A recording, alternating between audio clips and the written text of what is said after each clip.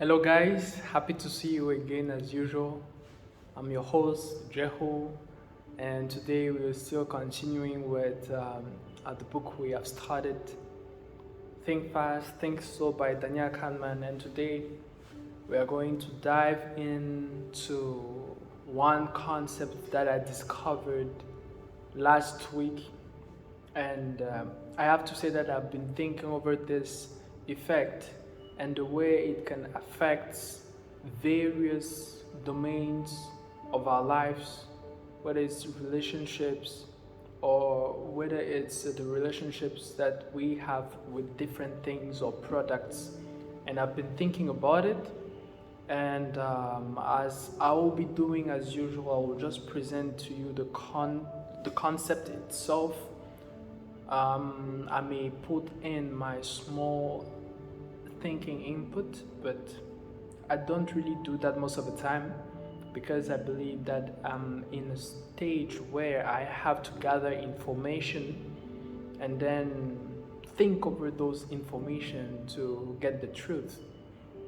So today's concept is a very interesting concept, and the name of the concept is the halo effect. The halo effect. I remember when I was in my home country, there was another effect that I heard about, and the name of it was the spotlight effect. And the spotlight effect basically is when you believe that you are the center of the world. So when I heard about the halo effect, I thought it was something that was very similar because I heard before the spotlight effect. I thought they were related. But when I dived in, I saw that actually the halo effect is not what I was thinking about. And let us answer the question, what is then the halo effect? So the halo effect is a phenomenon where we base our judgments seeing the events that have happened before. The way I understand it, in a very simple language, it's a phenomenon in which we base our judgments on things that have happened before or judgments of personality or performance. So let me explain a bit by giving a small example. So I was reading through the halo effect, and there is something that I see as an example. Let's take the phones industry. Let's take Samsung. The first phone that I used that was very good, I will say, it was the Samsung A20s. I used it for one and a half years. It was a very good quality. It was taking nice photos, and I didn't have any problem with it. But then I had to come to China, and because of the capacity storage that was a little bit low, I had to change to another phone. And I considered taking another Samsung phone instead of taking an Apple phone, which people would say that it was much more beneficial for me to take, especially being in China. But I took a Samsung phone. And why did I take a Samsung phone? I took again a Samsung phone because of the experience that I've had with the Samsung phone. I loved it, and because I loved it, the criteria or the characteristics of quality, of durability were linked with that phone, and that's the reason why I continued in the Samsung products line. And I was reading an article. I think it was on Wikipedia, and they were talking about the same thing. They said that for Apple, for example, we say Apple. For Apple, what made their success is when they came out with the iPod. They came out with the iPod, and then it was very successful. And because of that, people started to buy any other product that was linked with Apple. They started buying the iPads, iPhones, MacBooks, and yeah, that's the halo effect. The halo effect is just based on the experience that you've had. And most of the time, they do a distinction between the halo effect and the horn effect.